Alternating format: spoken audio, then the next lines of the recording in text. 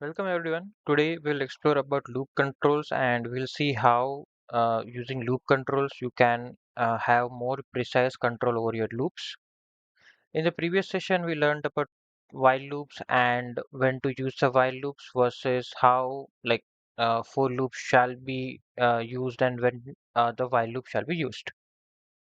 In today's session, we will look more about controlling our loops. So we have statements like break and continue, with which we can stop a loop or skip a particular execution and move to the next iteration. And we'll also have a look at else clause in loops. And then finally, we will have a look at enumerate and zip functions, which are also two very common built-in functionalities that are used along with the loops. So first of all, talking about the break statement in loops. So the break statement lets us exit a loop as soon as a specific condition is true. So till now we were considering that only while loop will have a condition, the for loop will not have a condition. But here, what will happen is with even with a for loop, we can add a condition, but this condition will more specifically like the syntax for the for loop will be the same. We will have the range function, we'll be looping over a sequence, and then inside that we'll add a if statement, and inside that if statement, if that condition is met, then we can add the particular break function. So using which we can particularly stop our for loop and uh, whatever code statement or the code flow would be there, it will keep running outside of the for loop. So let's go and try out this particular for loop,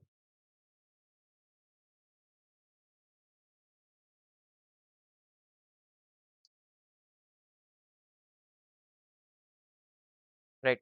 So here what we did is simply for number in range of 1 to 20, if a number is divisible by 7, meaning here from 1 to 20, only 7 divided by 7 will give a remainder of 0.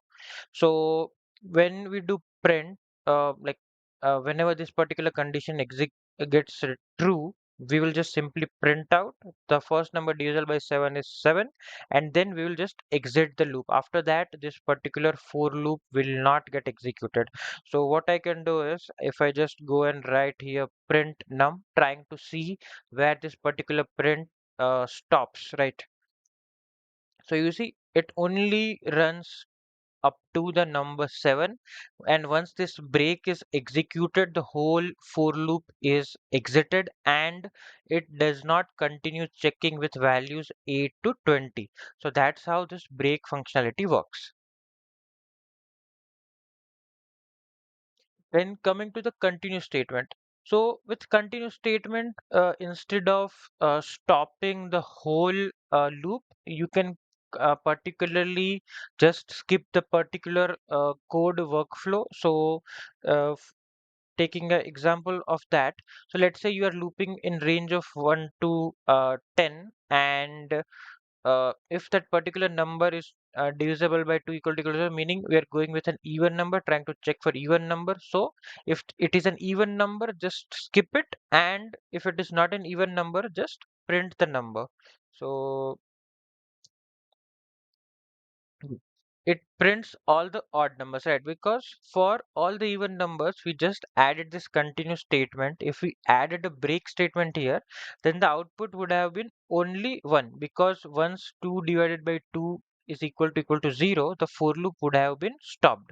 But as we added continue here, it kept running till the last value, and all the numbers that were even numbers were skipped in our code flow.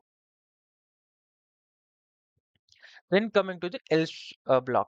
So the loops can also have an else block. So whenever the loop ends in the perfect way without stopping using a break command. So else will particularly work with a break command. It is necessity. So if a for loop doesn't get stopped by a break condition, then the else loop will be executed. So this is like kind of useful for scenarios where we want to know if some value was not found. So let's say you have a case where you want to find that in your list of numbers, let's say 1 to 20, you want to check, or like I'm assuming that I don't know what list I'm going to receive like when the code is running, and let's say the code I received was in the range of 1 to 20, but my condition was I want to check that if number 23 exists in the list, which I don't know what values are in that. So this particular function runs if the number 23 is found in that list, like division by 23 equal to 0.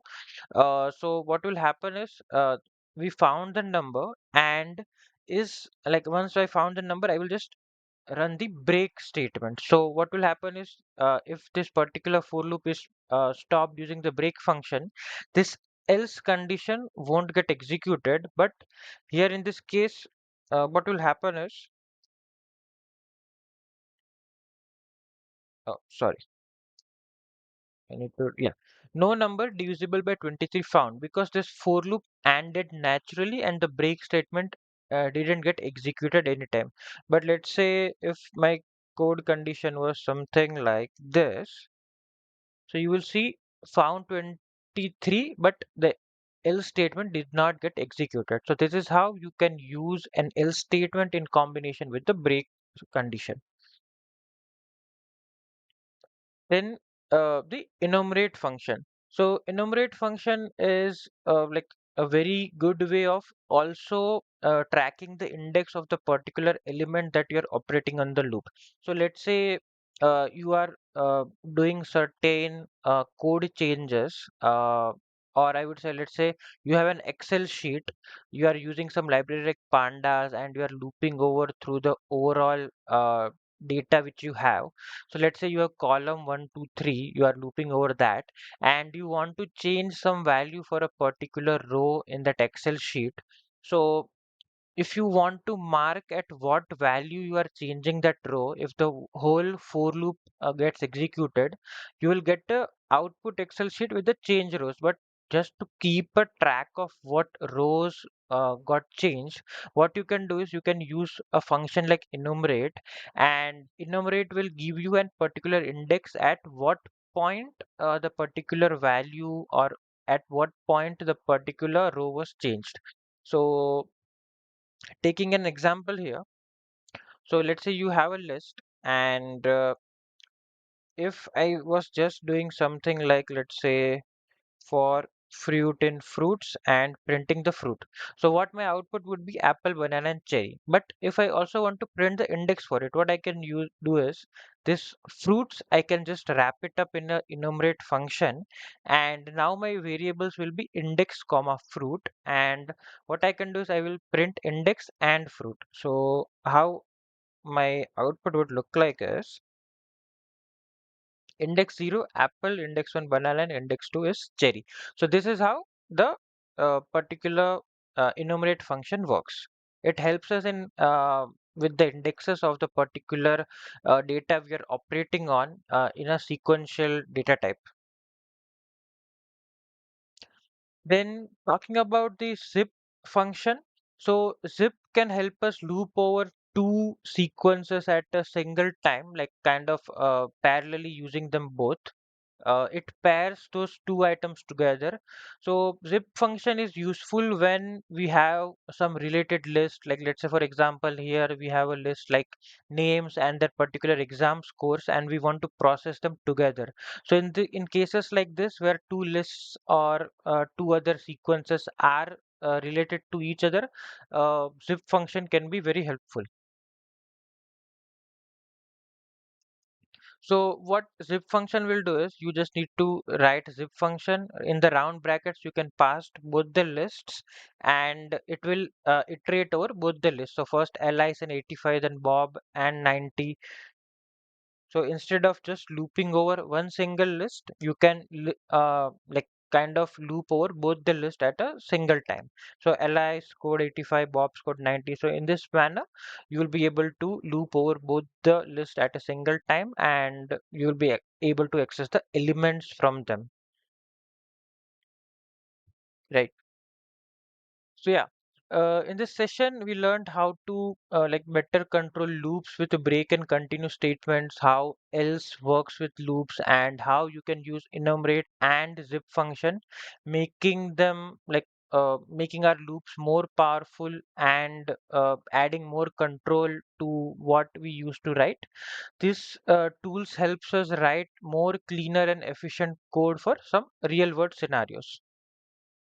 In the next session, we will dive a bit more into operators. Like till now, we have seen greater than, less than, some other and or functionalities.